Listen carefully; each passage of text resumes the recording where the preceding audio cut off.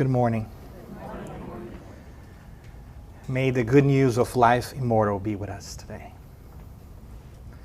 I am very happy and excited to be here with you today for our conversation, because I do hope that this becomes a conversation about mediumship. I want to make sure that I preface our talk by saying that this is a mediumship for beginners conversation. It's not a preparation for participation in a mediumistic meeting or group. This does not entitle you to practice mediumship in any Spiritist group in Florida or anywhere else. This is really mainly a conversation for those of us that might be interested in diving a little deeper into this incredible divine gift and tool for our evolution that mediumship is. Does it make sense? Before we begin, I just want to also get some announcements out of the way. So the way that we are planning on doing this, as you know already, is this is a long format for us today. So I appreciate you being here on Saturday morning. It's going to get a little long. We're going to go from 10 to about 12. We'll do a little break. Well, a lot of break. An hour break for lunch. And then we'll come back and we'll go from 1 to 2:30. And then on that last part, the 1 to 2:30 piece, we will have some more questions and answers. So hopefully we can also have some interaction and have some fun along the way too. I should tell you that you can put your heart at ease. That you won't be talking all the time. So you won't have to listen to me for 3.5 hours all the time. You might be unaware, but we're going to have a couple of activities. So you are going to be participants, I hope, if you want to, in our activity, so that we can just understand and make it less of a, 3.5 hours long kind of thing. I also want to make sure you know that because it's such a long time, feel free to walk around, stretch your legs. This does not bother me at all. I want to make sure that you pull your own happiness wagon, that you make yourself happy, stretch your legs. I know that some of us have trouble sitting for a long period of time. So if you feel like you need to lean against the wall, if you need to pace back and forth, you will not bother me at all. All I ask is that you don't do it here in front, so you don't distract others. So you can do it at the back. But please feel free to walk around and make sure that you that you're comfortable. Right? Because if you are not comfortable physically, then your mind won't be learning, and ultimately that's what we hope that we can do here today. Does that make sense? Do you have any questions about our format or the way we're going to do this today? And of course, one last thing that goes without saying, and I hope, is there will be no mediumistic phenomena or effect here today. Right? I want to put that out there because sometimes people are like, oh, will we get message from the spirits? Well, the spirits give us messages every day in many different ways. And today, the message they're going to give us is one of participation and engagement and learning the traditional way. They will not manifest themselves in other ways here. Just want to get that out of the way. Make sure that, if you're looking for that, we're not going to have that today. If you were worried about that, don't you worry, that's not going to happen. Right? Because mediumship can be a topic that sometimes it sounds scary for people who may not be familiar with it, because it's so misconstrued, it's so misunderstood, that oftentimes people feel it's something magical and mythical. And our argument today is quite the opposite, that this is something that is prevalent everywhere and every day in our lives and in our work, in our homes and in our parks, everywhere. It happens. We just don't notice it. But to the extent that we get to learn more about ourselves and others and this wonderful process of mediumship, we'll identify some of the things about it that are so powerful, so beautiful. But before I begin, too, I want to ask for your help. I would like to know I would like to ask you. I would like to actually turn the job over to you and say, what are the things that you come here today to learn more about? Are there specific things that you want to know? Because I would love to take some notes and put it here in our parking lot. So later on during the day, we can try to touch on them for you so that you feel like you get your questions answered. Or we can just learn together. Does anybody have any specific thing today that they might want to know?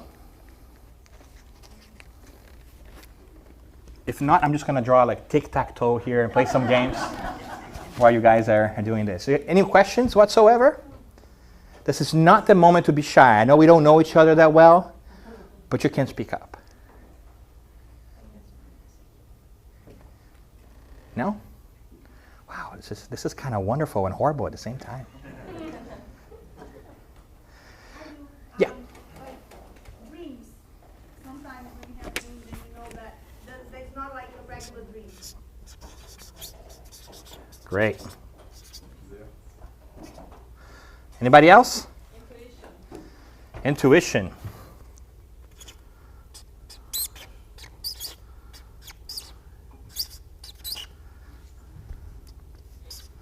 Anything else? Can anyone become a medium?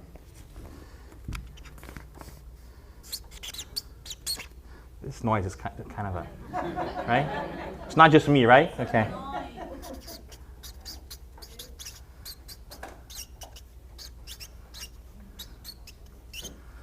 Got it. And we know about schizophrenia. Okay. So what about how does schizophrenia might play a role in here, right?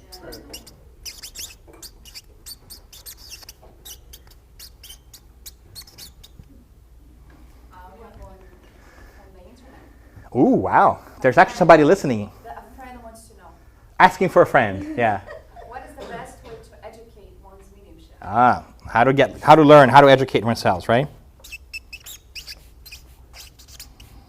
Was that my wife? Because this asking for a friend thing, hashtag asking for a friend, generally is like my wife's way of telling me that I should be doing things differently.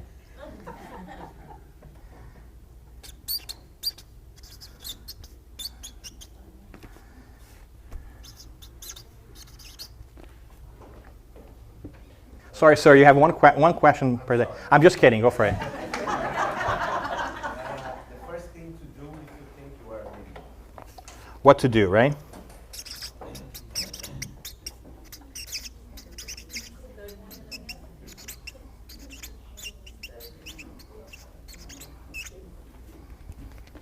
Or rather than the schizophrenia thing, instead of just schizophrenia, but whatever mental health. Mm-hmm.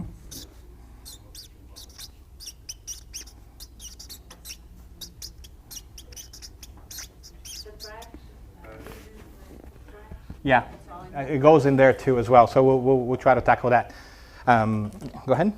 Is there any requirement to participate? Like not only being a medium, but requirements that will take you there.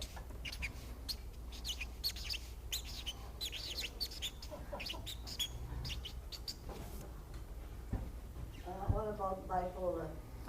Bipolar. So we're going to put it on here too. Like we're going to put depression. We're going to put bipolar. All kinds of mental. Thank you. Anything else? What are the clues that we know for sure about the thoughts we have, ours or not? Got it. So the extent of the influence of the spirits, right? So if our thoughts are really ours or if it's somebody else's, right? Does that make sense?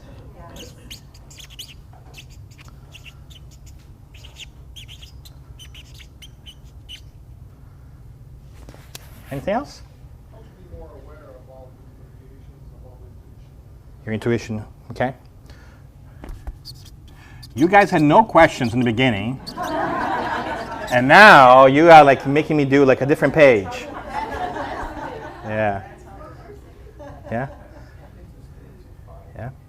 Anything else? We don't have to get all the questions now, so we will have a period for questions and answers, but we'll keep these in mind as we go, and if we can slide them in there during our talk, then we are proactively addressing some of these points.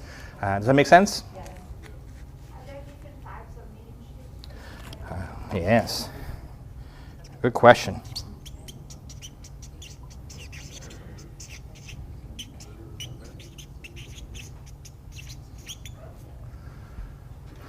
Great. All right. We'll get going, and then we'll try to honor these questions here later in our parking lot. We'll park them over there in our parking lot, our questions, and then we're going to try to address them as we go. Does that make sense? Here's my trusty clicker. Okay, so I've used this beautiful painting, the Sistine Chapel, as the backdrop for the title of our talk today, Mediumship for Beginners, because I feel that it represents mediumship really well. Why do I say that? Because what we see here in this lovely picture, does this one have a little, no it doesn't, right? Does it? Yeah, it does. What we see here, we see the figure of God in heaven touching Adam and men here on the left side, and you see the hands almost touching. What also strikes me in this picture, which many of us may already have seen in different places and books, is it seems to me that God is stretching himself out there and making an effort to reach down, and Adam is a little blasé. He's a little bit like, meh, meh, right? Right? Doesn't it feel like that for you? Right, look, God's wrist is stretched out. He's seeking us. And we're like, I guess I will listen to you. Right? And in a way, I feel this is representative of mediumship, because if anything else that you take away today, I would love for you to take away the idea that mediumship might be the greatest proof of God's love for us. Because we are immersed in the creation of God. And God has obviously put us forth and wants us to thrive and be happy. And to do that, it makes sense that God would constantly reach out to us to let us know how we could be doing better. How could we change the way we're going, or learn about new things that would allow us to find the happiness that all of us are seeking in this world. It may not be what we expect, because happiness in this world sometimes is misconstrued with satisfaction with things, but true happiness, true love. So when I look at that picture, I'm touched, because I feel like in my soul it represents this idea that God and creation and spirituality is constantly reaching out to us at all points of our lives and our days. The question is, what kind of attitude do we have towards receiving these messages? So, with that in mind, I wanted to start by giving you some main points. I told you my favorite one, but there's a couple of more. We want to talk about three things today. We want to talk about the what is mediumship, and I'm going to argue to you in a simple way that mediumship is the ability to act as an intermediary between both realms, the physical and the spiritual. We're going to talk a little bit more about that. I want to tell you a little bit more about the why. Like I said, that is a manifestation of God's love for us. The reason why mediumship exists and why it makes so much sense is so that we have this constant interaction with the Creator. And then we're also going to talk about how to practice mediumship within the best possible context, which we believe in Spiritism to be following the guidance of the Christ, the way He practiced mediumship. And I'm also going to argue that mediumship can be best understood through Spiritism. That Spiritism is uniquely equipped to explain to us how it works and how to make best use of this inherent ability that all of us have to a certain degree. We'll talk a little bit more about it later, but if you think about it, Spiritism came from mediumship. But before we go there, I want to shake you up a little bit and do a little exercise, if you are willing to. I would love for you guys to stand up if you're willing. Divide yourself in two different groups. We're going to play a little game of telephone. Have you guys played telephone when you're little? Yes. All right, we're going to do that. We're going to do that, right? So the way we play telephone is we're going to make a circle, and then one person's going to say a message, and that message is going to be carried through and make its way back to the beginning. right? So I need the two people from the two sides, because we're going to just two sides. The first person to come over here and hang out with me a little bit. So Marcelo, you come over here. Janaina, you come over here too. So if you guys can self-organize somehow, and here's the rules of the game. I want to make sure that you understand this. You're going to get one chance and one chance only to hear the original message. Then we're going to trust you that you're going to pass that along to the next person. Which means you don't get to go back and say, what did you say? What was that again? How many chances are you going to get? 1. How many chances are you going to get? 1. Okay, just checking. How many chances are you going to get? 1. All right, great. And while we're doing this, I'm also going to ask for your indulgence in not talking while this is happening, right? Because it could be distractive, as you can tell, right? For others over there. You guys ready? Yeah. All right, so. Bananas are best served cold in the morning. Bananas are best served cold in the morning. You got it? Okay. Be kind. I like apples when they're cut into little pieces because they're delicious.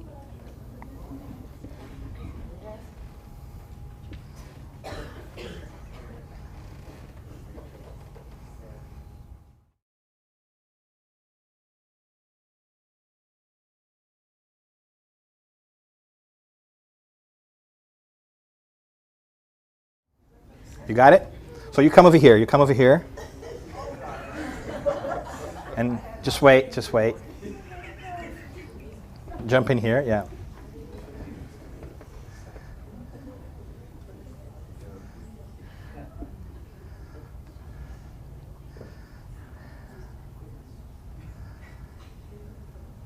All right.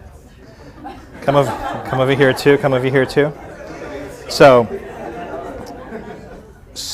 how about we start with you guys? Why don't you come over here? Join me here in the stage. So, gentleman with the nice and dapper hat.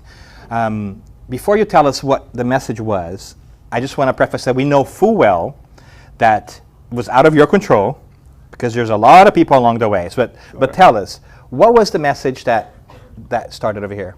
I like a lot of business. Okay. I like a lot of business. Business, okay. So we're going to fact check this message to check if it's fake news or not. So thank you, sir. Thank you, sir. Stay right here. Jenna, come over here. So, Jenna, I sense that the message might be slightly different. Yes? Okay. Okay. So what was the message? I like apples when they're cut in little pieces. Okay. All right. That's great. Stand over here. That was great. So, again, knowing full well that you were just at the end of the line and that you had no control over this, so we're not going to blame you if by any chance it's slightly off. No. Right? But what was the message? It was a breakfast-related message. I ate banana this morning. Great. Okay. Good. So I ate banana this morning? Yep. So Marcelo, can you tell us what the original message was? The original message was bananas are best served cold in the morning. All right. So At least we have bananas. yes. So that's great. So here's my question for you. Was it confusing? Yes, it was a little confusing, right? Did we get the same message that we started with? Nope. Maybe not. I'm going to put it out there. Maybe not. Right? Was it for lack of trying? No. Did we have good intentions? Did we try to do this right? Yes. Yet the message arrives at the end slightly different than the beginning. So why do I say that? I say that because if you think about it, all spirituality and all religion is a revelation from God in a way, right? So God reveals that to us originally to someone, some messenger, and that messenger passes that message forth. But with the passing of time and the relaying of the message to different people, the message changes ever so slightly. So what we end up, in the end, even though people were really keen on maintaining the original message, is a message that could be wildly different than the beginning, or close, but no banana. Right? But it is different. Can we agree that it was different? Yes. Right? And why did we say that you couldn't ask it again? Because it's symbolic of the many generations of messaging and exchanges that we go through. Now imagine this. Imagine that any time that you had a question about what message you received, you could call Marcelo and ask him what the original message was. Would that help? Yeah. It right? So if you thought the message was different, he could go over there to you and he'd say the message again, and you pass it on. And then when you think you had the message off, you could call on him again, or on Jana again, and she could focus you back on the message. Wouldn't that help? Yeah. What would that be called? Not cheating. That would be called mediumship. Does it make sense? Yeah. Because it would allow us to maintain the fidelity of the message as into the source. And Marcelo would serve, and Jana would serve as intermediaries between the source of the message, the spiritual realm, which today happens to be me, bad representation of the spiritual realm, really bad representation of the spiritual realm, but you get the idea, and you incarnate folks. And so Marcelo and Jana would have worked as mediums, intermediaries, people who go in between one side and the other. Does that make sense? Yep. So can we see the importance of mediumship to us when it's well used? Do you get it? Yeah. Right? It's not something we do behind closed doors, some chosen few. It is something that is a mechanism built into divine providence so that we can get the best possible message so that we may learn. All right, so round of applause to all of you. Thank you, guys. All right. Thank you. Right. So simple idea. Simple idea. Find your way back into your seats. Right?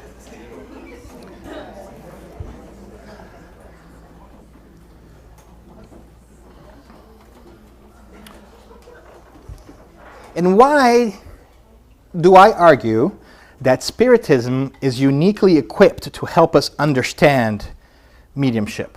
Well, I know this might sound surprising to you, and maybe a revelation of itself, but Spiritism is the ism of the Spirit.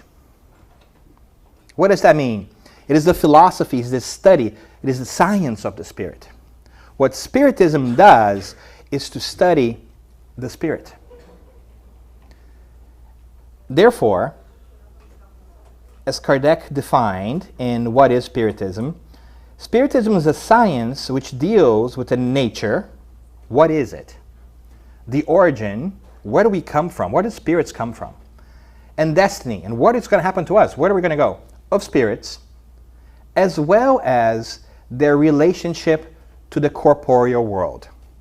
So not only there is a spirit and we are created and we don't quite know what we are yet and don't know where we're going, but spirits also relate to the physical world. And so the way of relating between worlds is mediumship. And because we're constantly studying it with time, and we are not stuck on the idea of no. That first message, that's the only true message. Right? On the telephone, it keeps growing. Spiritism has started, but it will never end. It's not about trying only to maintain the fidelity of that original message. It's getting that original message and then adding more to it with time so we can continue to build our knowledge into it. That's why I call Spiritism a progressive body of knowledge. It is constantly growing. It started with Kardec and it did not end with Kardec. And we have a role to play in it. in growing the knowledge of Spiritism. Does it make sense? Yep. So mediumship is an intrinsic piece of all this, because ourselves could not have had Spiritism were it not by mediumship. If we even remember the very history of how Spiritism started, it started by investigation, of probing, of what was happening. Kardec, who used to be, who is, an incredible spirit with a great critical mind, started to realize that these phenomena that were taking place in Paris in the 1850s could not just be for entertainment purposes, and that they defied conventional logic. That if tables were moving and chairs were rocking, somebody had to be causing that, because tables and chairs have no nervous system. They have no legs. They don't move. At least not in my house. I don't know about your house. They only move if my wife wants to redecorate, but it's a different conversation. You may or may not find out that I'm bitter about it, but my point here is going beyond what is just in front of us and examining the world and the things. Kardec figured out by examination and inquiry that there were these beings who were invisible to us and who could affect change in our physical world. And in starting to develop conversations and communicate with these beings, these very beings, in many different places, in many different times, with people that were unrelated to each other, told him and everybody else who was listening that they were the spirits of us who have left their physical bodies.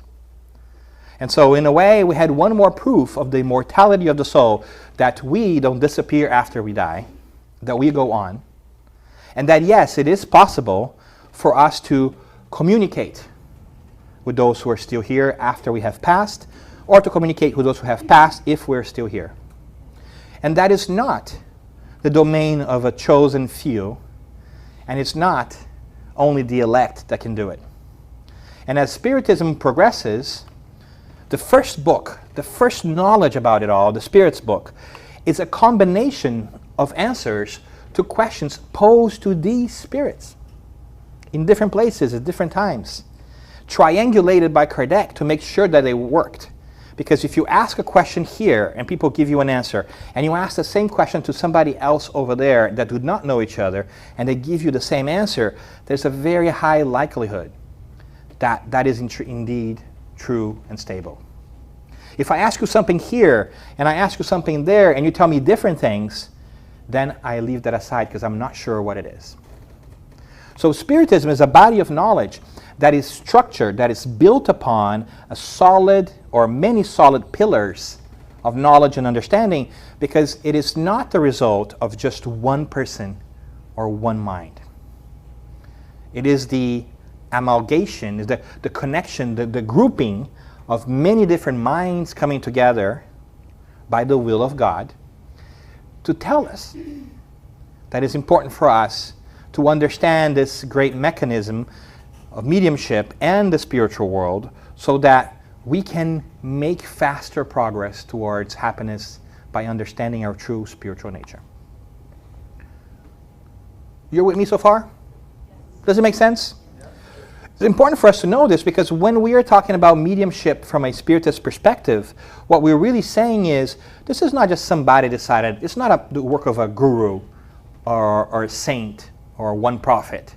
It is the teamwork of hundreds and thousands of enlightened souls and spirits who have come together to get us our attention and say, hey, it's time for you to fully understand this, because you haven't done a great job in yet understanding your spiritual nature. So we're going to help you out. We're going to point you to the right directions, and you can consult with us every once in a while, but it's up to you to do the growing. So, as a result of those investigations, we have the Medium's book.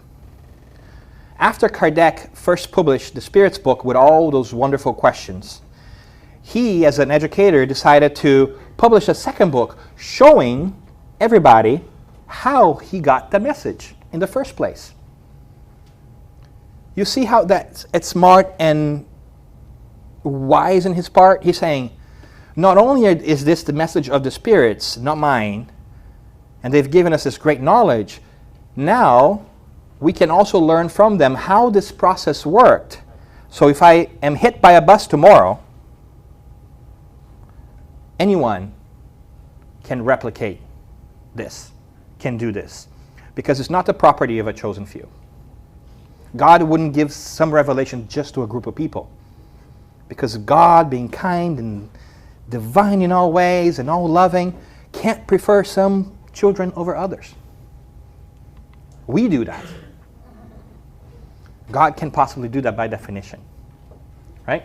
So, what is really incredible, and sometimes even we Spiritists forget this, is that the Medium's book, published in 1861, so it's been a little bit of time, but not really when you look into the history of the world. It's a very new concept, right? It was the first treatise on mediumship ever written. The first systematized study on how to carry out mediumship and understand mediumship in a down-to-earth, demystified way. And what that does is that makes it mediumship available to anyone who wants to study it.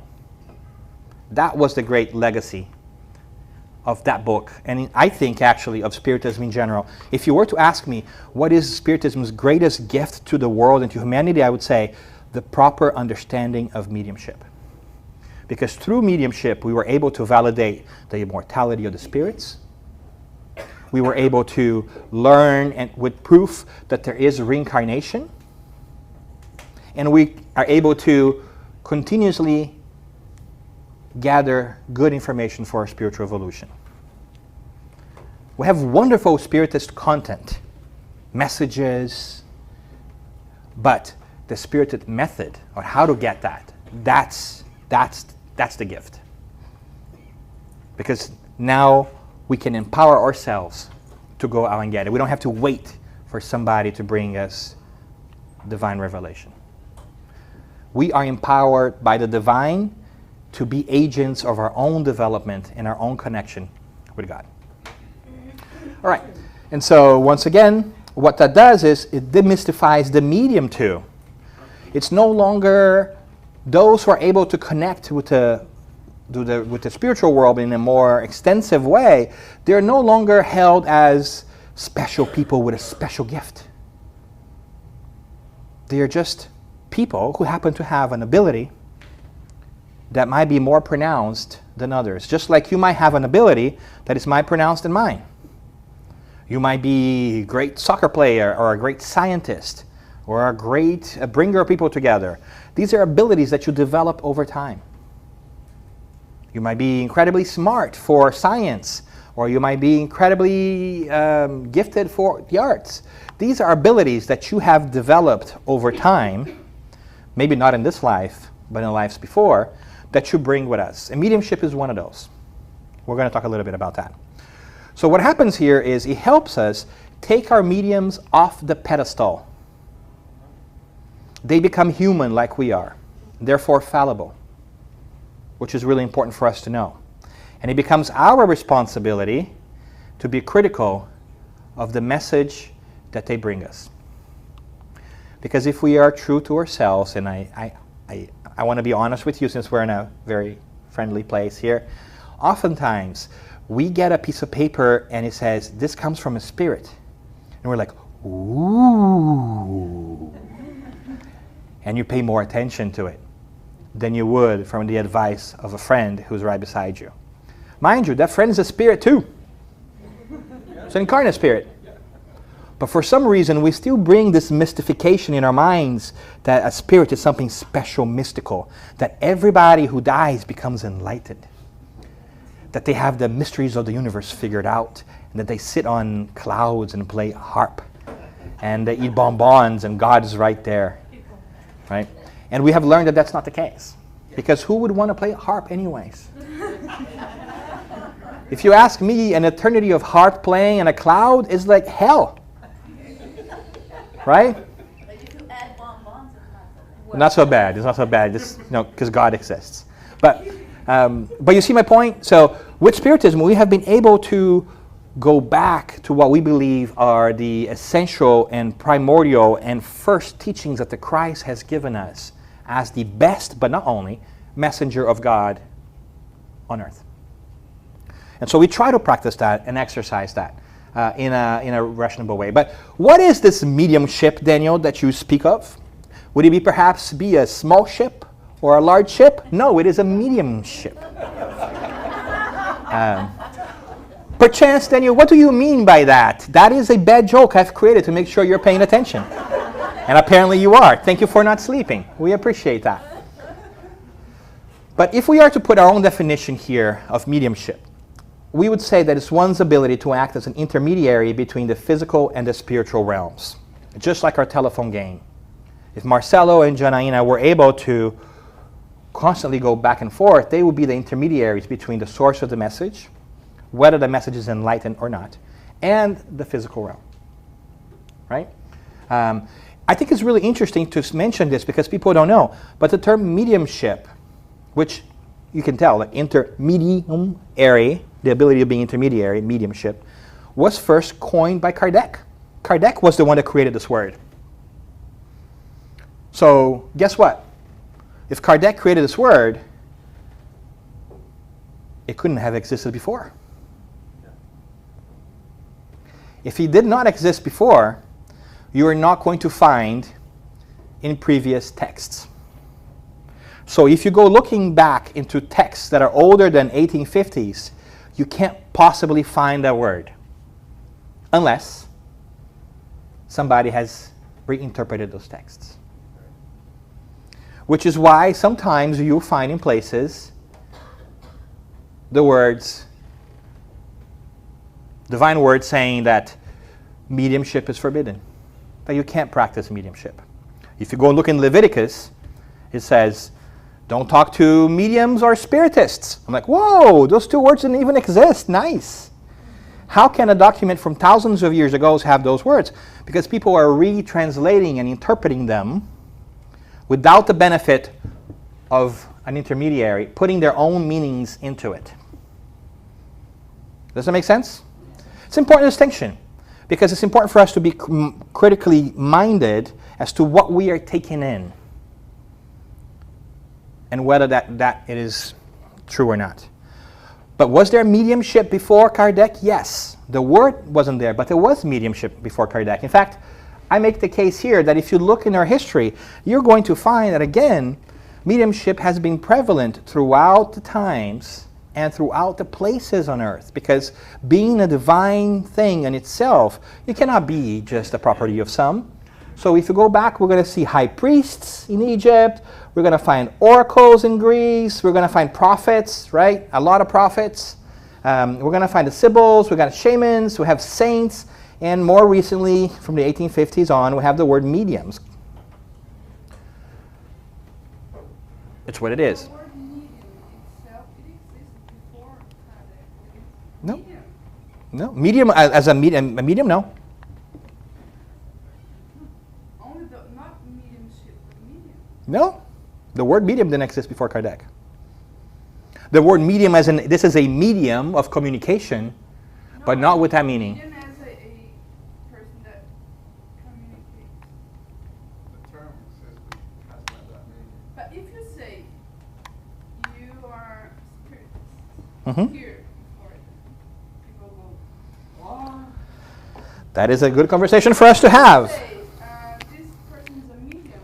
They do understand. They do understand because the word medium and mediumship has percolated our common knowledge without people knowing where it comes from. Which is my argument of why is it that people don't understand Spiritism? Because they've been exposed to a word, they don't understand its meaning. We can have a conversation about that too. I'm going to put the word medium here and so that we can talk about it later. Right?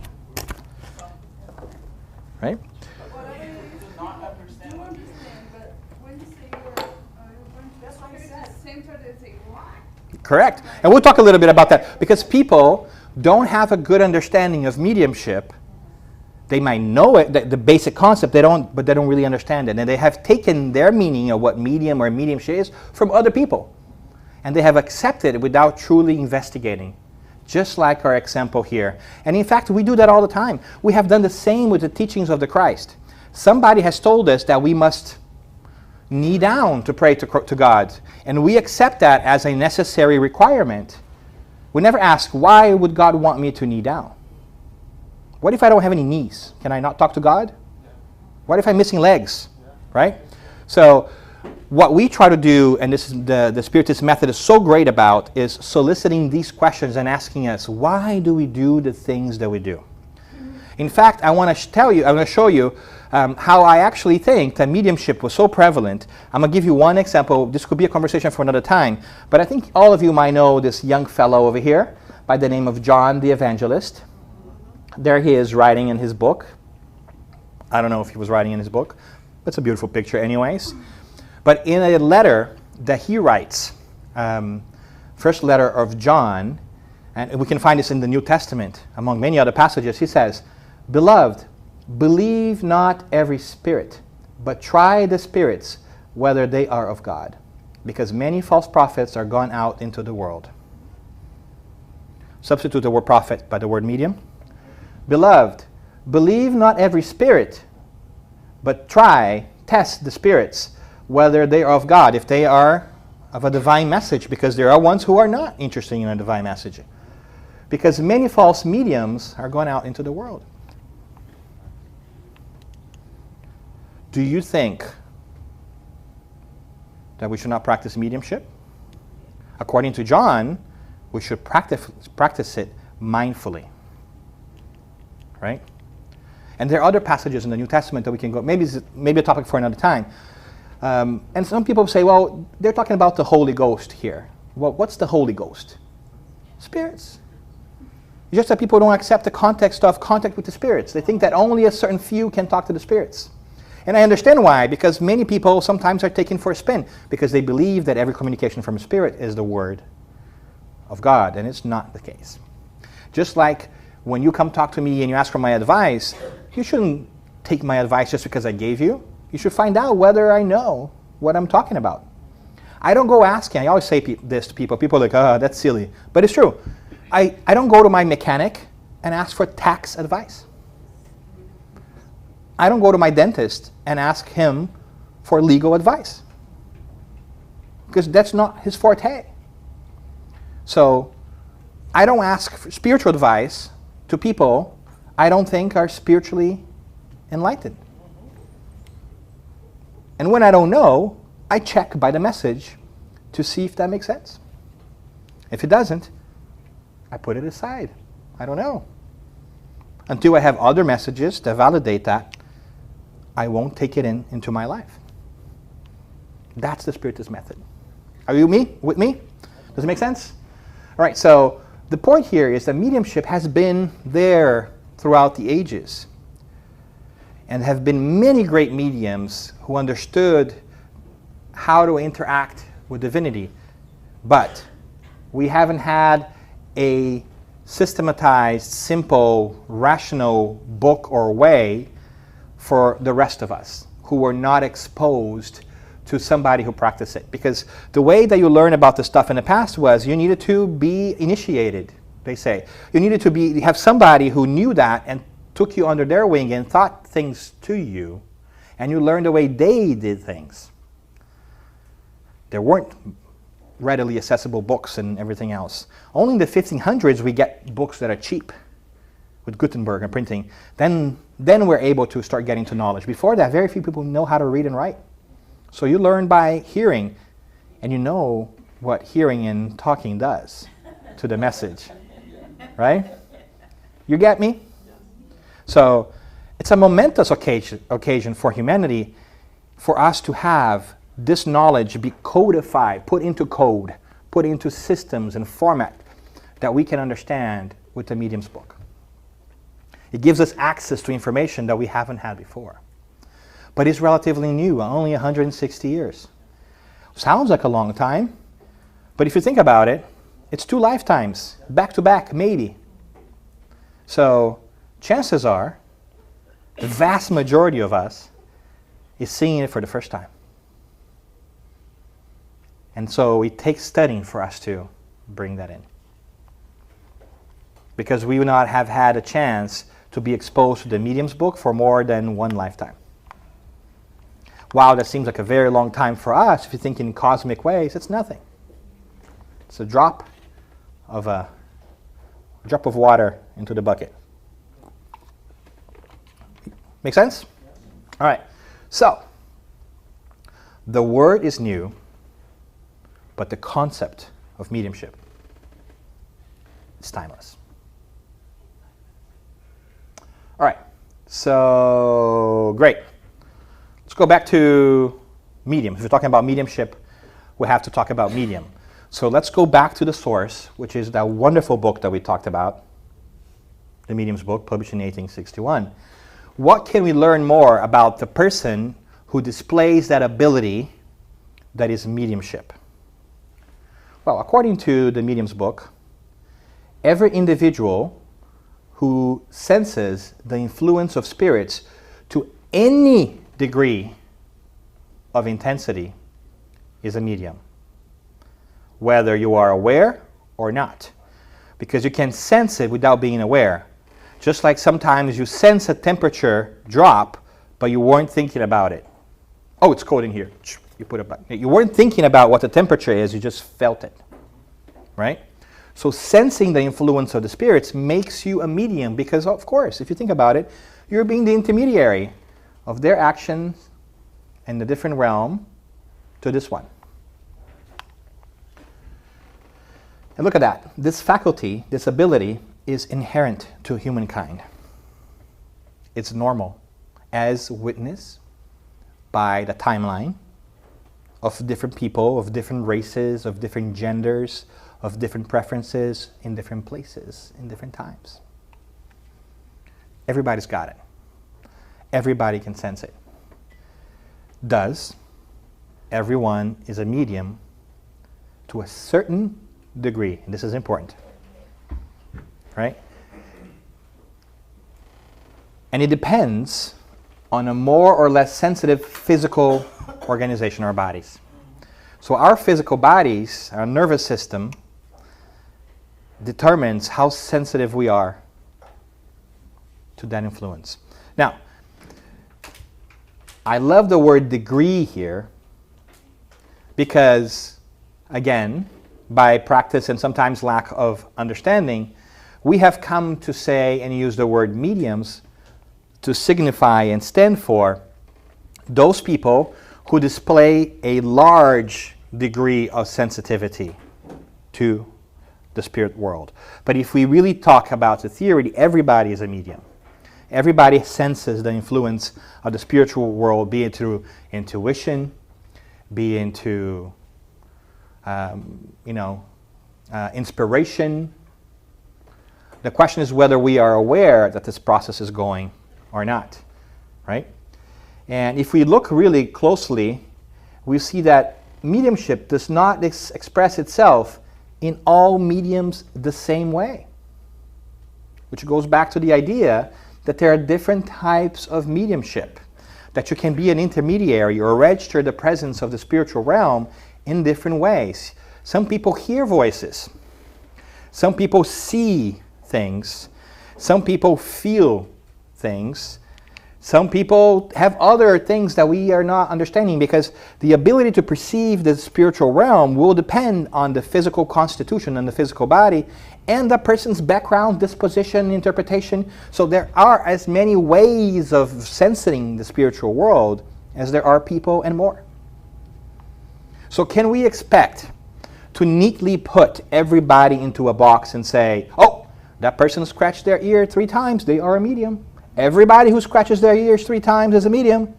No, we can't, because people are different, which makes it difficult sometimes for folks to kind of gauge whether they are mediums or not, because we all want a simple answer, yes or no.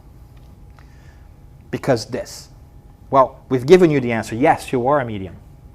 You might not be what we call an ostensive medium, one who trips that threshold of really perceiving it.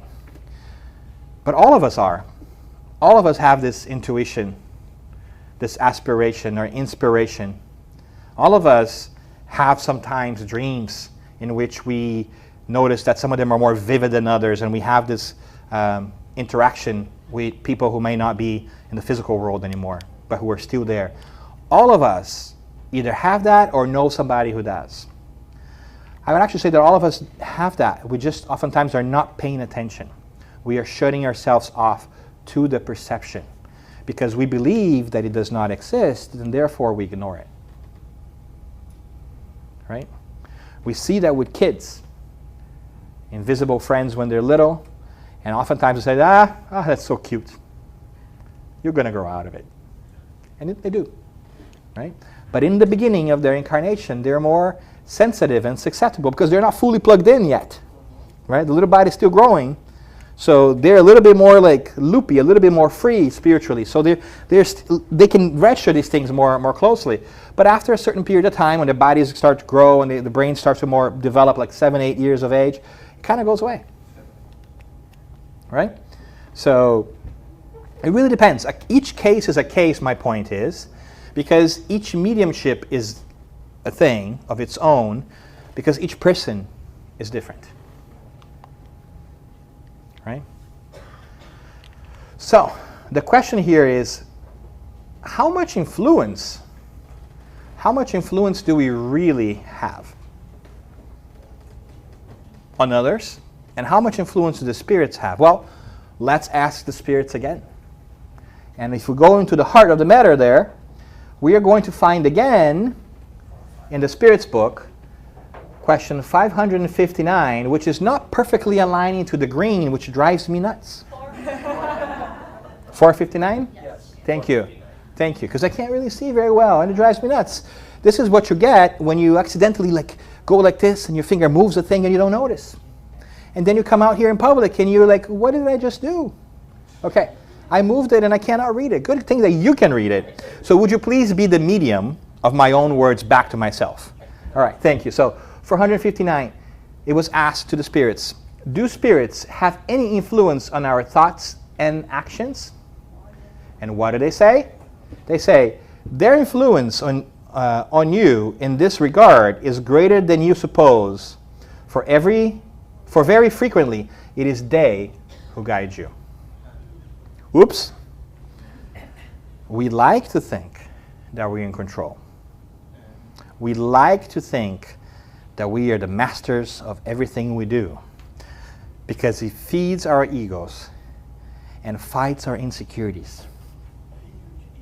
Because at the end of the day, we're all very insecure. And if we are in control, then everything's okay because we're so fearful. But the truth is, they, on the other side, are guiding us to the degrees that we cannot possibly imagine. It does not make us automatons. It does not make us robots. That's not that at all. But they influence us. And we often automatically in the beginning, when we begin to think about mediumship, think that they influence us to do bad things. Because our ego, again, sometimes kicks in and says, all the good things I do, it's me. All the bad things I do, the devil made me do it. Or I should say now, because we got an upgrade, the spirits made me do it. Right? We've moved over time, but our psyche sometimes has not. We have different terms, but our psyche sometimes has not evolved. And so, the good things we do, me. Bad things I do, you. Right? So, but it's interesting to notice that that influence is there. But we are worried about it because we think that we are being negatively affected. But the truth is, we are being more positively affected than negatively affected. So in fact, we can flip the script on us and say, you know what? A lot of the great things we do, it's actually their direction. Say, do it. It's good for you. And the bad things we do is us not listening to what they're telling us. Do it. Nah, it's so easy. Why? Why go to the center on Saturday morning? I have Netflix and air conditioning. Why, oh God, why would I want to leave my house Saturday morning when I can watch a glorious 6 hours of House of Cards that will add nothing to my spiritual development, but it will be so fulfilling for those 6 hours. And then I won't even remember what I watched for 6 hours. But I know that was good. I joke, but it is true. And that's okay for us to have fun, by the way. I'm not saying you got to be 24 hours on, because we can't. But my point is, it's interesting for us to understand that our choices to a large degree are determined, or at least influenced, by the spiritual company we keep. So it's important for us to understand mediumship, even if we don't want to practice mediumship in the Spiritist service-oriented way, because it would still benefit in understanding what kind of influences are we being led to do. Right? Because it's really hard to tell those apart. It requires self-analysis for you to know what is yours and what is not yours. If you're thinking about something and all of a sudden an idea out of the left field pops in, well, chances are we should examine that idea, because if you're thinking about something and something else pops in, your mind wasn't there. So was that a drive-by intuition? Was it something that you picked up? So think about it, right?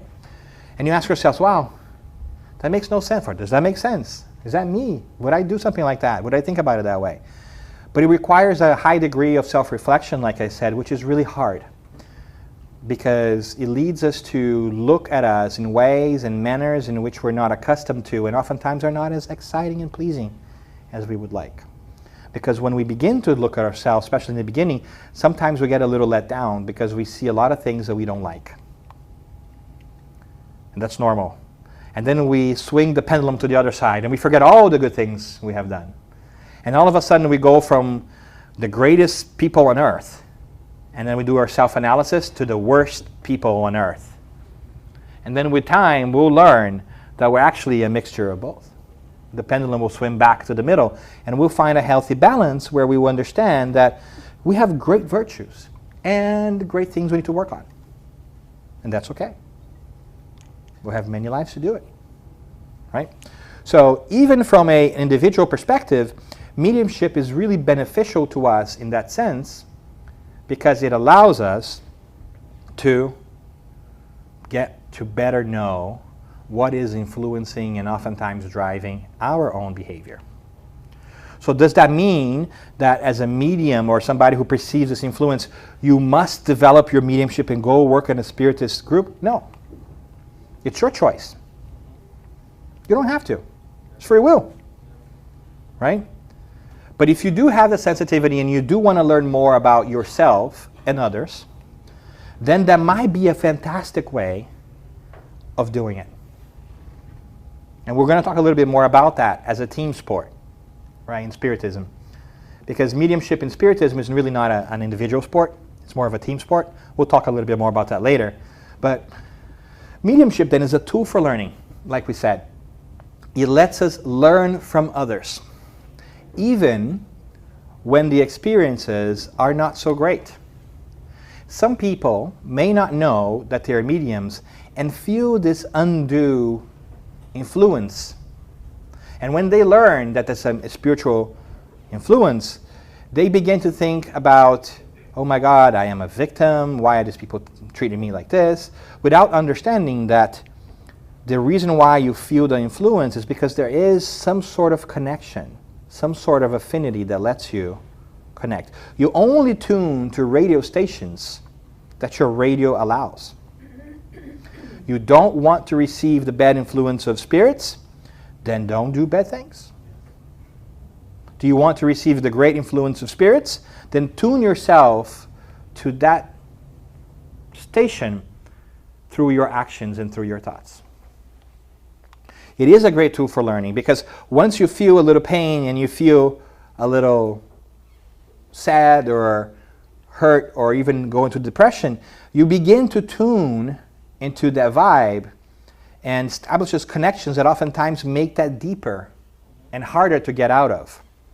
And so that is why it's so important for us to catch those situations and moments as early on as we can, because it's easier to prevent it from going down, down, and down than it is to walk away back from all the way to the bottom. So to the extent possible, we want to catch ourselves early and seek help when we can't do that for ourselves, and rely on those who are near us to help us pull ourselves out and redirect. And sometimes that involves medication. But oftentimes it involves talking and having somebody to and establishing a connection up and asking for help too. Right? So there's many different ways, and we can go this, and mental health in general, it's a big one that I think we're going to get more and more aware of as we move forward, because now we are paying more attention to ourselves than we have ever done before. We didn't have time to pay attention to ourselves back in the day because we spent 24 hours a day looking for food. Right? You went out in the morning, you killed a bison, you brought it back to your home, you and your wife cut it apart, you cooked it, you ate it, you slept. Next day, because there was no fridge, so you could eat it again, but a day later, sorry, no more bison, you got to go out into the world, right? Society has evolved, and now the bison or the cow comes to us prepackaged in a nice little frozen thing that you put in this magic box we call the refrigerator. Another proof of the existence of God, by the way.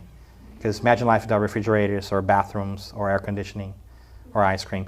But anyways, and now we have all this free time that we can spend doing other things, and it has allowed us to turn more inwards and think about ourselves. And I'm not surprised that we are now finding that people are struggling in our modern society to find their happiness and their purpose because they have more free time and we don't know what to do with it. So we keep seeking immediate gratification because we have not been awakened to the Spirit. So we try to get that feeling of satisfaction, this emotional fix, from things that are physical in nature. We watch a lot of Netflix, we eat a lot, we do drugs sometimes because we want that feeling. We have, lots of sexual relationships because we're seeking that satisfaction that cannot come or last, I should say, forever. Because the things of the physical world, they're temporary. So if we look for the happiness from that, it won't last us very long.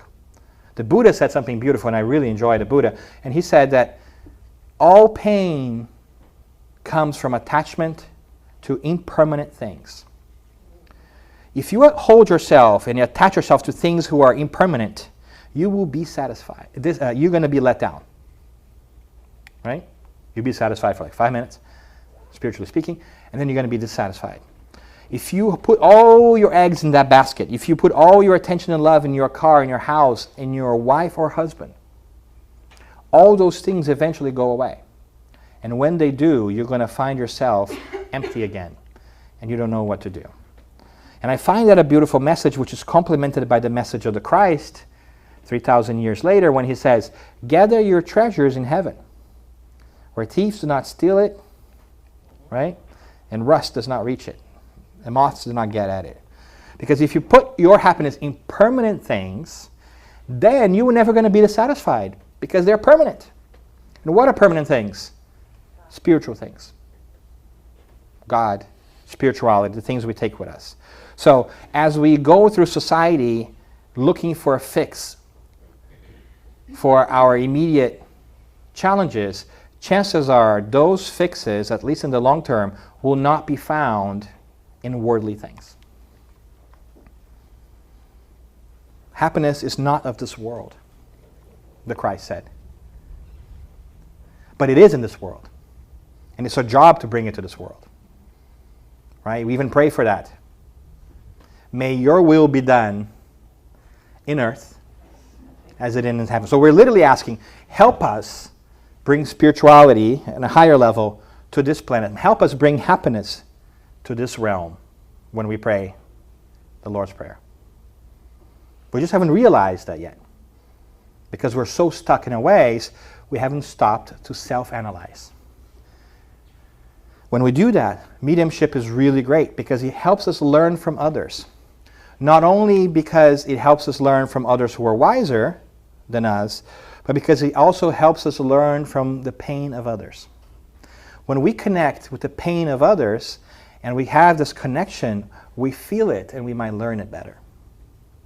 If I tell you that having a heartbreak is a hard thing, that you should not cheat on your spouse because you're going to feel horrible afterwards, you may not listen to it because it's an intellectual thing. But if you know me and I'm going through that problem and you're talking to me and you feel my pain, that message would also stay with you. And mediumship oftentimes in the Spiritist context allows us to do that, because mediumship in the Spiritist context is not just about me. It's not just about what do the spirits tell me so that I can get the winning lottery numbers today. Will I get married or not? Do I take this job over those? These are decisions that are worldly decisions. We get to make those. But mediumship within the Spiritist context is about helping others. Because when we help others, we help ourselves. But I am ahead of myself. So it's a tool from learning from others that's really great for us.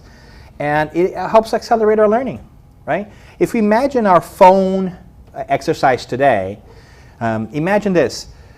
The traditional method for us to learning about spirituality, if we look ourselves as immortal spirits over time, is we incarnate, we come to this world, we take a physical body, we go through our lives, we leave our physical body behind, we go back and we reflect on our entire life and say, oh, should have done that better, should have worked on that, oh, that was good, let me do that again.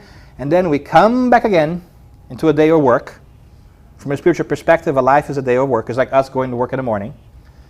We do it again and come back. But now, what if you could self-reflect in the middle? What if during that life you could stop and check back in and think how you're doing? So mediumship also helps us shorten the cycle of learning so that we can learn faster and quicker. Isn't that interesting? Does that make sense?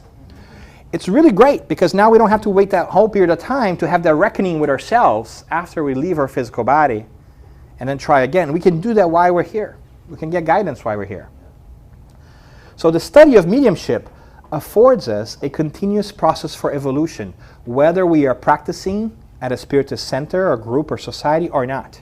It's something that we can be attuned to, because even if we're not practicing mediumship, understanding how it happens might help our own relationships with others. Do you have that friend who switches moods really fast? Right? It's happy here and then 5 seconds later they are really not happy. Or that flip and a dime. They're extra sensitive to their environment. There might be an indication that we might want to look closely to see whether they are being influenced by their environment, which includes the spiritual environment as well. Does that mean that they're mediums? Well, in the technical sense, everybody's a medium. You got that part. But it could be an indication that they have some extra sensitivity that they're not aware of. And they're letting themselves be swayed either by the spiritual world or even by the feelings of others. That's still an influence spiritually, right? Because we're spirits, we influence each other. We always think that influence of the spirits is a one-way street, is that the incarnate spirits influence us, but we often see that there are incarnates who are influencing the discarnates. We all know that person who has lost a dear child, friend, husband, or whatever, and can't let them go and still live through that.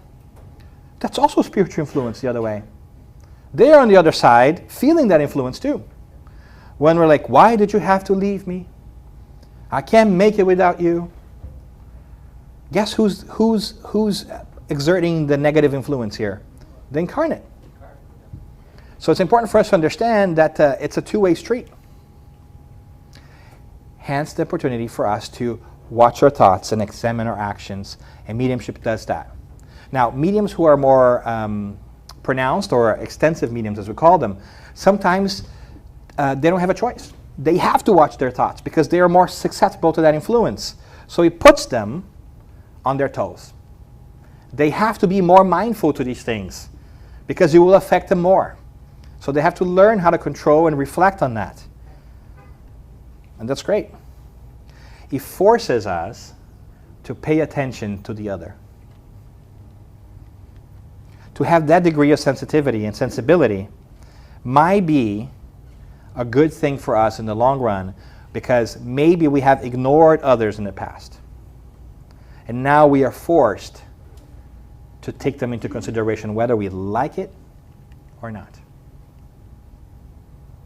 And so our life changes because we are oftentimes put in difficult situations where we have received great influence from the spirits and we have not yet educated ourselves on how to parse or manage that influence.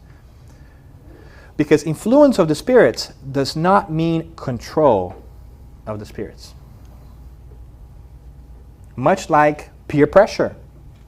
Just because your friends tell you to do doesn't mean you have to. In every case of peer pressure, which is negative influence spiritually, is peer pressure, is bullying, spiritual bullying. It really is. In Spiritism, what we call obsession is a prolonged negative influence by a spirit. We call that obsession. That really is spiritual bullying. That's what it is, right? So, the same thing is here with incarnates. Like when we receive the negative influence of somebody else, if we are doing bad things because of that, it's on us. Because we are accepting that influence. So we also ought to remove ourselves from that relationship. It's a matter of health. The same things happen spiritually. But it's not just separating people, according to the Spiritist tradition, in our studies, that will solve the problem. Avoiding people don't solve problems. They're temporary band-aids. Because whether you like it or not, we're going to have to deal with them again. We know this now because there's reincarnation. Who was born in a family? All right, make sure that no immaculate conceptions going on here. Good. Right? Who has trouble somehow with their family every once in a while? You have no choice. You have to deal with relationships. I'm not saying that your family are past challenges from from years bygone. I'm saying that people are hard, and just moving away, it's not an answer sometimes. Sometimes it might be needed for a period of time, but we need to go back in there. But anyways, I digress. The point here, what I really want to get at is, if you think about it, mediumship is our spiritual GPS. Right? When we think about our GPS in our cars, do you remember how it was, by the way, to drive without GPS in your car? I know none of you were born back then, because you're very young. But I recall back in the day, having a map. I had a Thomas guide. And he was like, oh, I'm going to go somewhere. Open here. Okay. E4.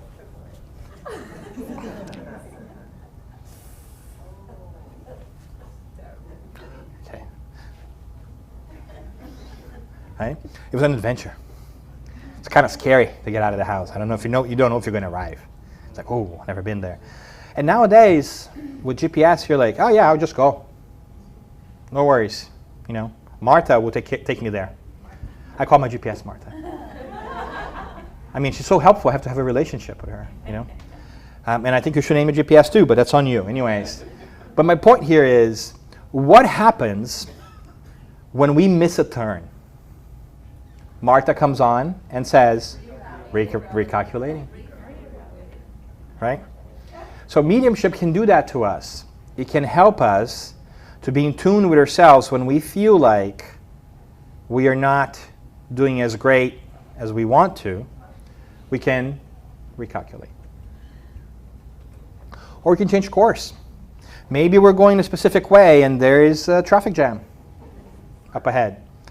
And then Martha comes on and says, I found a new route for you. How about you go this way? Right?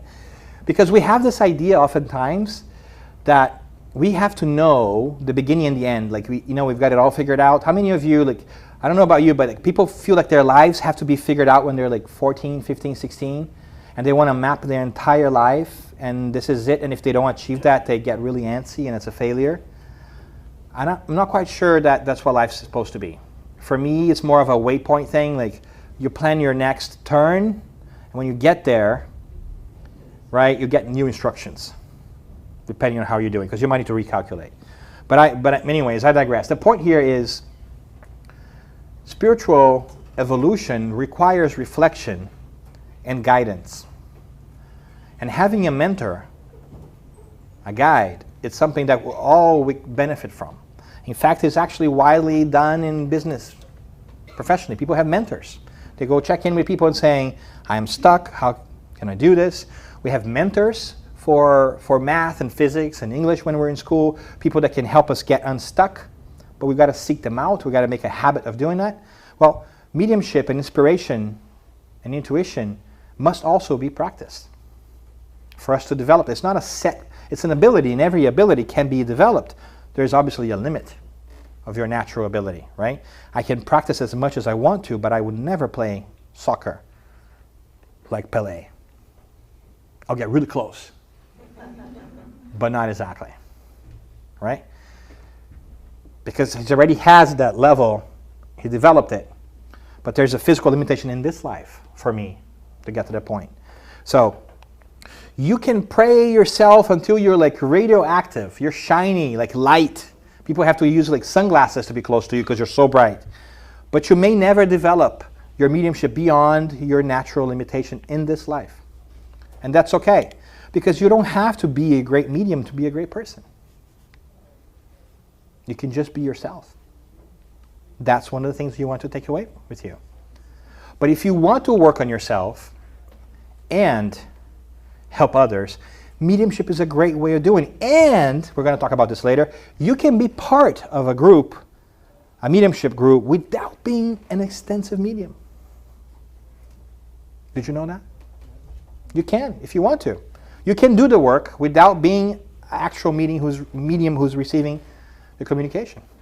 We're going to talk a little bit more about that. The important thing is, are there opportunities for us to grow and move forward?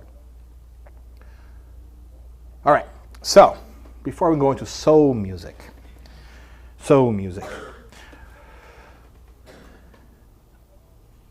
want to talk a little bit about the benefits of the Spiritist practice, right?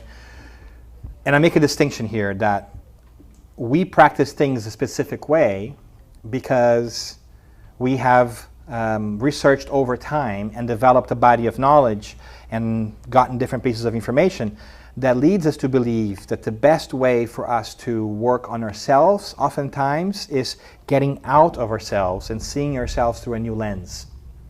And so we choose to exercise mediumship in the Spiritist context in a way that it helps others, like I mentioned before. So it is unlikely that you're going to find a Spiritist medium who is solely interested in getting messages from the enlightened spirits. Because oftentimes that is what we're looking for, right? We're looking to connect only with the great spirits. We don't want none of the other spirits. I got enough trouble. Ain't nobody got time for that, right? We just want the enlightened spirits. And so we're going to see that a lot in the world, people who are only seeking to have that vertical connection up. And that's perfectly understandable because I think we all want it. But I think what we are reminded through the actions of the Christ, the ultimate medium, was that to go up, you might also be aware of what's down. So the way up is learning how to help others who are not there, because that's what he did. He came down to help us up, to be that mentor and guide for us. And so the way we develop ourselves is to do the same. And so we must pay attention to those who are around us if we really need to go up. So what you're going to see in the Spiritist practice is something slightly different that you might see in other practice orientations, inclinations, spiritualists or not, whatever you want to call it. And that's okay. We're not saying we're doing it the right way, people are doing it the wrong way. Not at all. We respect, very much so, different styles and different abilities and different approaches. So much so that if you go to different Spiritist groups, you're going to see that the meaning is somewhat different where you go. Free will is an important component to our knowledge of Spiritism and ourselves. So we must respect everything else. But there's some things that in the Spiritist community in general, we understand to be more advantageous for ourselves than others. That's one of the reasons, for instance, that you're not going to find generally, or you shouldn't find, Spiritists charging for this process. It's not that we think that charging is evil. We don't judge you. Spiritism does not judge people. Now, Spiritists may judge people, but Spiritism does not, because we're fallible, right? Spiritism is not dogmatic. We don't impose things on anybody. Spiritists sometimes impose things on other people, because we're still fallible. And we think this is the right way, so we say, no, no, no, you got to do this, right? You got to do passes like this, or like this. No, you must drink the water like this, or you must, bless yourself 7 times before you go into the Spiritist Center. These are things that people do. What we urge everybody is to take that into consideration, but go back to the source, like we were talking about before, and seeing what the word from Spiritism is based on our research on those things. So you're not going to find us oftentimes charging or ever charging for that, because we understand that the process is so complex and it's not ours that we don't feel like we could charge for the work of other people. It would be like saying, I'm going to sell your car without you knowing. I can't sell your car and make money unless you let me. So because of that, you're going to find the Spiritist practice in the Spiritist group one that is free of charge. You're also going to find out that we are not going to seek for spiritual guidance for every problem that arises. Because we also understand that we must learn for ourselves. While some spirit messages might be very uplifting and great to important moments of our lives, we're going to train ourselves not to seek that constant validation, because we have to learn how to empower ourselves to walk with our own legs. Our job, spiritually speaking, is to run our mentor, our spiritual mentor, because we all have a spiritual mentor. We all have a spiritual guide who's wiser and smarter than us in the spiritual realm, who's helping us navigate these things. Our job is to run them out of a job. Our job is to never use them. Just to develop in such a way that we don't need them. But what we often do is the opposite. We go to them with any problem. Should I tie my right foot today? My shoelace? Should I first start with my left one or my right one? Dear mentor, could you tell me? Right? So we ask these questions because we are wary. We need a connection. But if you think about it, as immortal spirits who are trying to develop ourselves, our job is to get ourselves to a point where we are using them less and less, because we know how to make good choices. And we are constantly making good choices. And so, for that reason, we are not going to resort to our guide for everything. Or we're going to try not to. So you're not going to find, oftentimes, open sessions in the Spiritist Center where you can come and say, can I get a message from my mentor and guide? You can ask, but it doesn't mean that you're going to get one. Right? Does that make sense? So that's why we also like to say that it's a team spirit. It's a team as a team effort, because it's a little bit more complex than that. So there's lots of different things that are going to happen in the Spiritist way of doing mediumship that might be different than other traditions and other inclinations.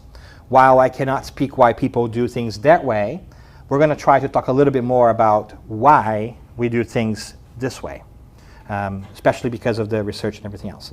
But we're going to do a pause there because we're going to do a little bit of a game and an activity in there. So we might just wrap up a little bit early for lunch.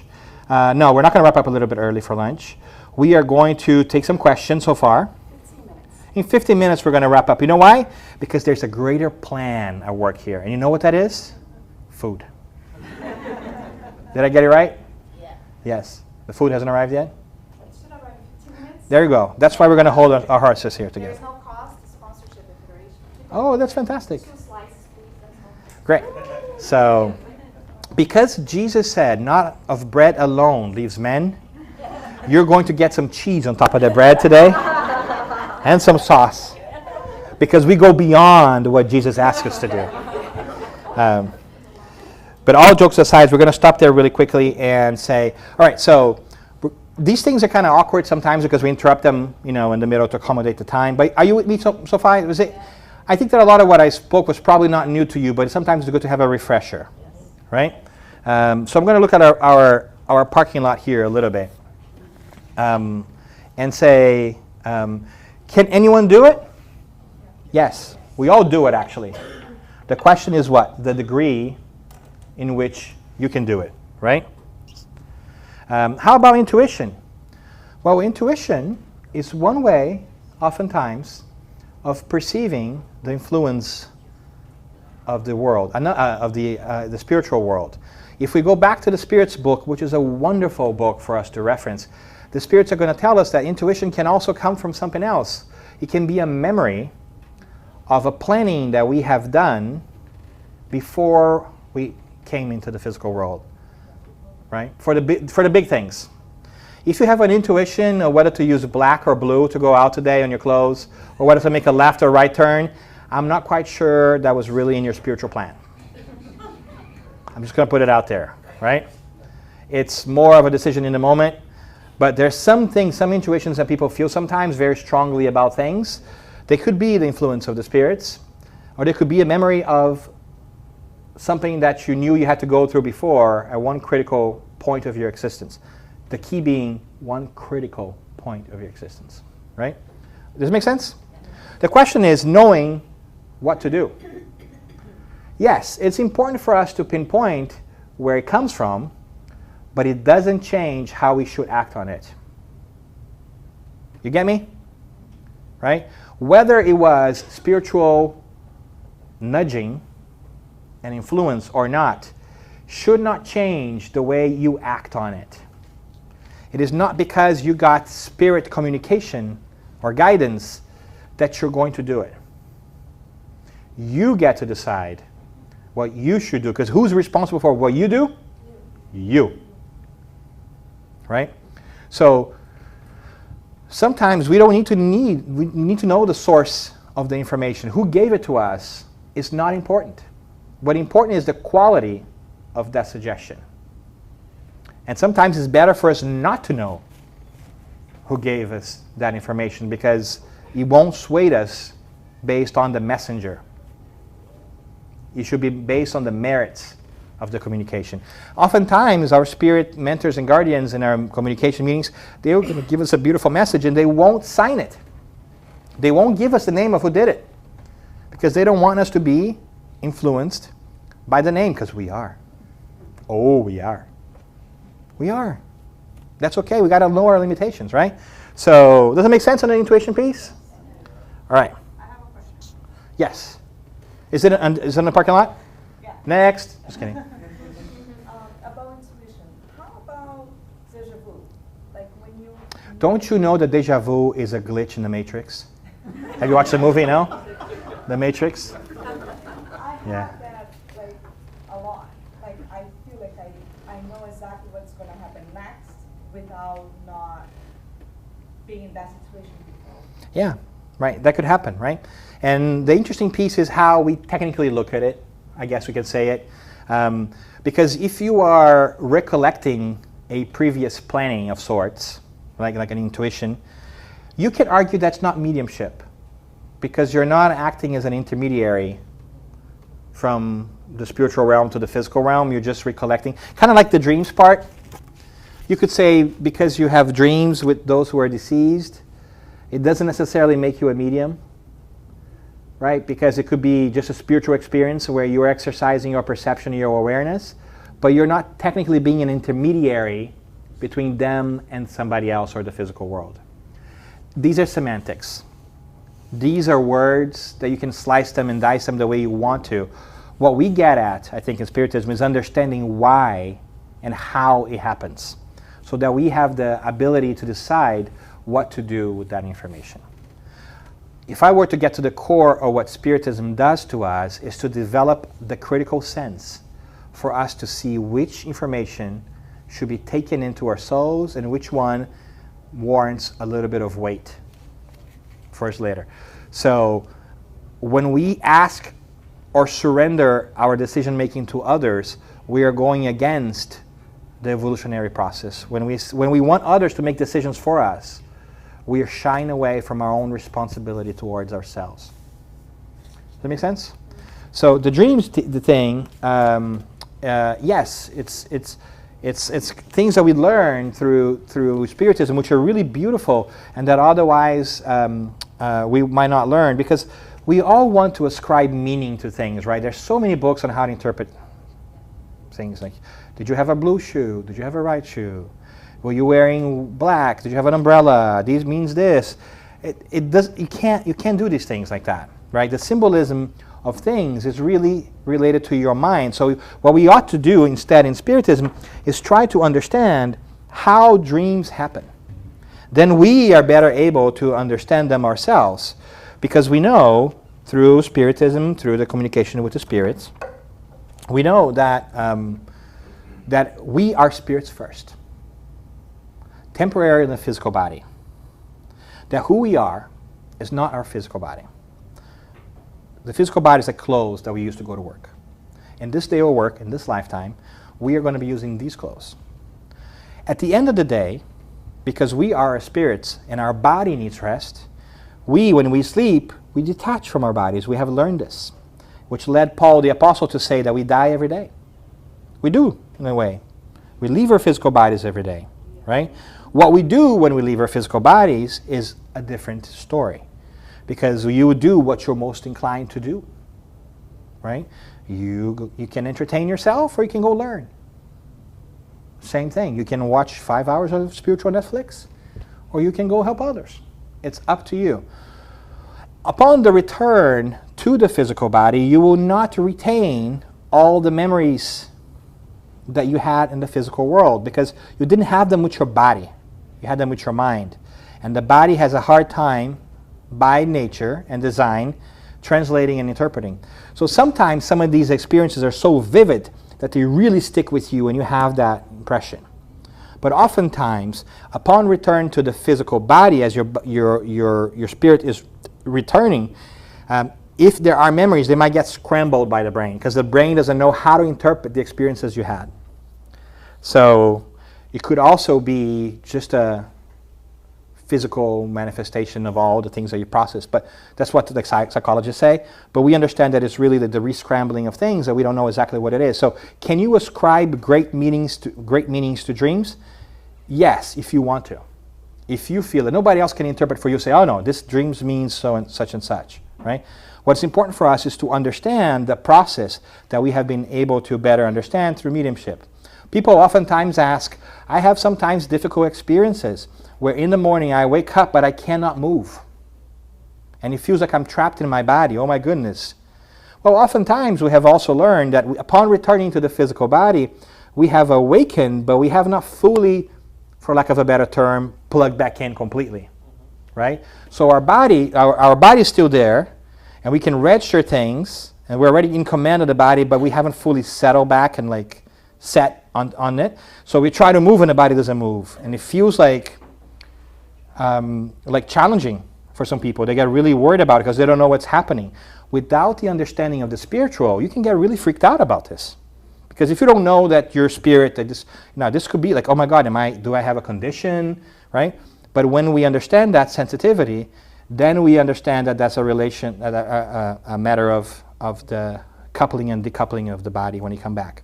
If you have that piece, one of the things that people always say is like, relax, pray, wait a little bit, settle down, and you're going to be okay. Because getting all worked up about it doesn't work. But having that knowledge of the spirit and how that works, oh my goodness, we don't know, but it's such a life-altering things. The benefits of the understanding of the spiritual world that we have begun to gather have still not resonated in our souls. We still don't know how lucky we are because we have this understanding, right? And I think our society is getting there, but we still lack a lot of that. You meet so far? Yeah. All right. I was going to ask you how bored you are on a scale from 1 to 10, but I'd rather not know. So hang on to that for a second. You never ask a question that you don't want an answer to, right? How are we doing? We're still waiting a little bit? Okay, just to see if we have anything else. So to talk briefly about this, so we can go back to different mental health situations and cases are really better understood through the light of the Spirit. Spiritism is really great in telling us that as we consider a spiritual perspective, we may be able to see these conditions in a more broad sense. So sometimes what appears to be a psychological decoupling of our minds in schizophrenia could be mediumship. I was going to say exactly that. It doesn't always mean that every voice we hear is a spiritual voice. Right? So there are some mental care that we ought to take care of ourselves. But it's important for us to understand that the spiritual has a big play in it. And sometimes, for instance, depression, it doesn't mean it was caused by the spirits. But once you wallow in it and you find yourself in that difficult situation, it might be accentuated or aggravated and made worse by spiritual influence. So it's never a clean-cut thing. We want it to be a clean-cut thing. We want it to be all cases of schizophrenia are always mediumship. We don't know. At least I don't know. There's a lot of them who are affected by that, but we also go through the course of treatment. Because something funny also happens, and although I'm not that kind of doctor, I'm going to give you medical advice. We think that sometimes, because we have a little bit of the knowledge of the spiritual, that we shun away normal medicine. Right? And while we can all agree that medicine could be better, and it will be better, and it has always been proved over time, medicine is also a gift of God to us. There's also divine messengers working on developing better solutions to our challenges. And sometimes we need the intervention of medication that is stronger to help us balance ourselves until we get to a point. So just because we're spiritists does not mean we don't go to the doctor. It makes no sense, because if we're spiritists, we go to the doctor because we believe in the power of exploration and science and the world. But sometimes we find in our brains reasons not to do the things that we don't want to do anyways. Right? And we ought to break the stigma that going to the doctor for counseling or psychologist or psychiatrist is a bad thing. These are socially ingrained things that we bring with ourselves and that we haven't questioned. Right? We have learned that in our telephone game from our parents and their parents or whatever it is, and we haven't questioned that. And we think that, oh my goodness, it's a bad thing if I go to a psychologist. Psychologist is a coach. Just like you have a professional coach for work. Why not leverage it? If you want to talk to somebody, do it. Somebody who has been trained to do that. So it's important for us to understand that because we are keenly aware of the influence of the spirits, it does not mean that we shy away from using all the divine tools that God has given us in the physical world to make sure that we have a healthy and comfortable life that allows us to grow spiritually. You with me? Nothing new, right? But it bears repeating sometimes. All right. We're good? Okay. I have now finished my monkey dance routine of trying to entertain you for 10 minutes. But I really appreciate, I want to break really quickly here. I know that we are a little bit ahead schedule because you guys are so smart. So smart. You don't need a fool talking to you about it.